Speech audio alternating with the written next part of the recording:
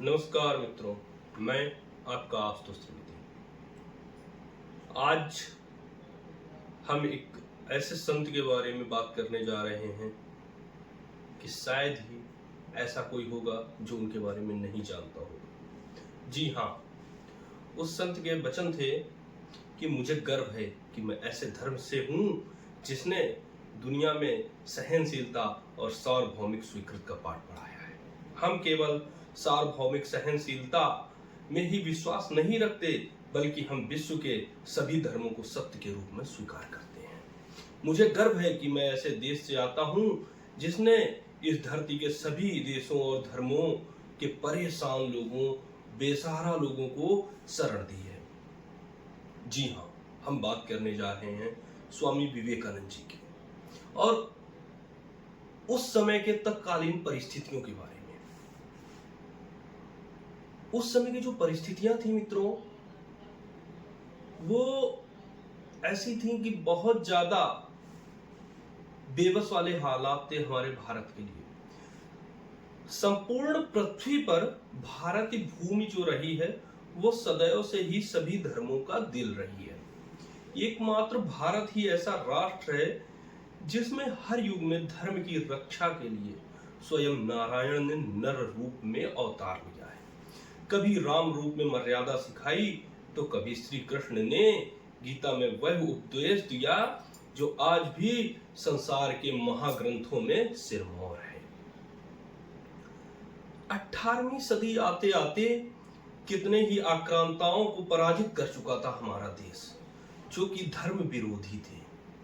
वैदिक धर्म की ज्योति धीमी पड़ गई थी, लेकिन कभी बुझी नहीं, क्योंकि समय समय पर धर्म रक्षकों ने अपने ज्ञान रूपी तेल को डालकर इसे जलाए रखा और जब भी जरूरत पड़ी तो अपने प्राण तक निछावर कर दिए।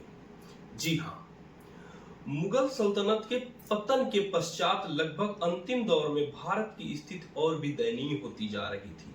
अशिक्षा और अंधविश्वास, आपसी फूट ने अपने पैर जमा लिए थे। विशाल भारत छोटे छोटे टुकड़ों में बट गया था और कोई भी ऐसा शासक नहीं बचा था जो अखंड भारत के लिए एकजुट होकर प्रयास करता। मित्रों, किसी भी राष्ट्र के प्रमुख 5 स्तंभ होते हैं: आर्थिक, सामाजिक, राजनीतिक, धार्मिक और सांस्कृतिक। हमारा प्राचीन भारत भी इन 5 स्तंभों पर आरूढ़ था, लेकिन बहुशासकीय प्रणाली ने इन सब के उद्देश्य को खोखला कर दिया था। मित्रों, राजनीतिक स्तर पर तो जैसे दुर्भाग्य हमारे इस राष्ट्र का पीछा ही नहीं छोड़ता है। देश में अच्छे और योग्य जनहितकारी राजनेताओं की कमी नहीं है, पर सदैव से ही इस क्षेत्र में भ्रष्ट तंत्र ने ऐसा शिकंजा कसा है कि ईमानदार, कर्मठ और कर्तव्यनिष्ठ नेता जो हैं वो हाशिए पर ही पड़े हैं। यह स्थिति आज और भी भयावह हो गई है। तत्कालीन भारत की अकूत प्राकृतिक संपदा पर ब्रिटेन की नजर पड़ी। भारत के गिरते राजनीतिक स्तर का लाभ उठाने के लिए चंद फिरंगी व्यापारी बनकर आए और देश के मालिक बन बैठे। 250 साल की दास्ता झेलने के बाद जब कुछ क्रांतिकारियों को आजादी की सुध आई तो 1857 में विद्रोह का बावंडर उठा और पता नहीं कितने शहीदों की शहादत के बाद में ये थमा। उसके बाद अंग्रेजों ने एक चाल चली कि क्यों ना इन एकजुट भारतीयों को आपस में बांट दिया जाए, उच्च और निम्न वर्ग में भेदभाव पैदा कर दिया जाए। भेदभाव इस कदर पैदा किया गया कि वो कोड़ बन गया।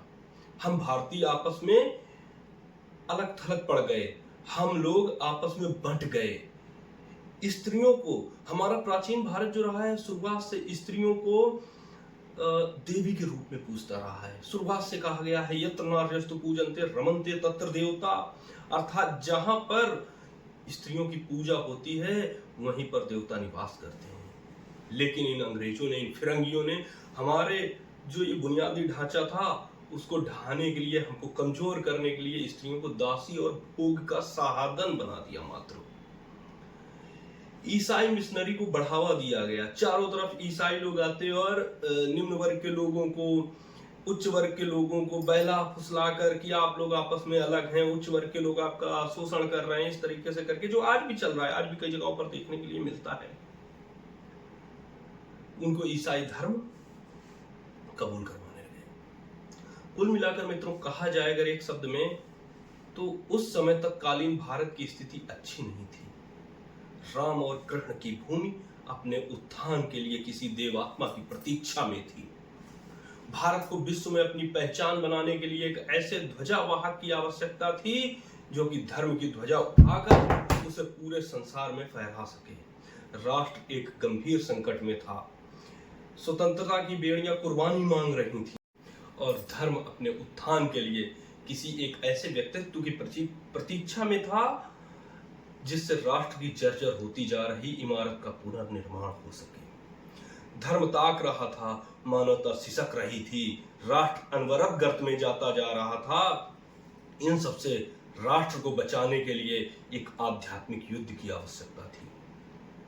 और मित्रों, भारत भूमि की यही तो विशेषता रही है कि जब जब धर्म और मानवता पर संकट आता है तो ये माता बनकर अपने कोख से ऐसे बिरले को जन्म देती है कि वो आकर एक बार फिर से मां की रक्षा के लिए अपने प्राणों की आहुति दे देता है।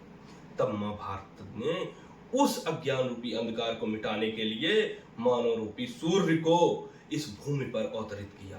जी हां मित्रों, 12 जनवरी सन 1863 कलकत्ता के एक कायस्थ परिवार में स्वामी विवेकानंद, एक ऐसे सूर्य का जन्म होता है जिसने उस समय परतंत्रता की बेड़ियों में जो जकड़ा हुआ था हमारा भारत, धर्म सिसक रहा था, उस समय विदेशों में जाकर हमारे धर्म का डंका बजाता, हमारे भारत का जो जिस समय मतलब विदेशों में हमारे भारत की छवि बन गई थी कि हमारा भारत जो है मदारियों का, सपेरों का और चरवाहों का देश है।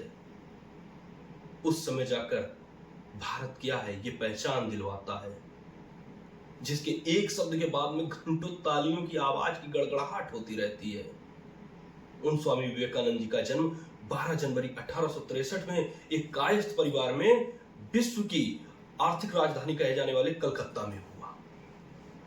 जी हां मित्रों, दूसरे पार्ट में हम जानेंगे स्वामी जी के जीवन के संघर्ष और उनके द्वारा किए गए कार्य, और आज भी क्यों हम उनको एक भगवान या देवात्मा के रूप में मानते हैं। इन सब विषयों पर हम अगले पार्ट में चर्चा करेंगे। तब तक के लिए धन्यवाद मित्रों।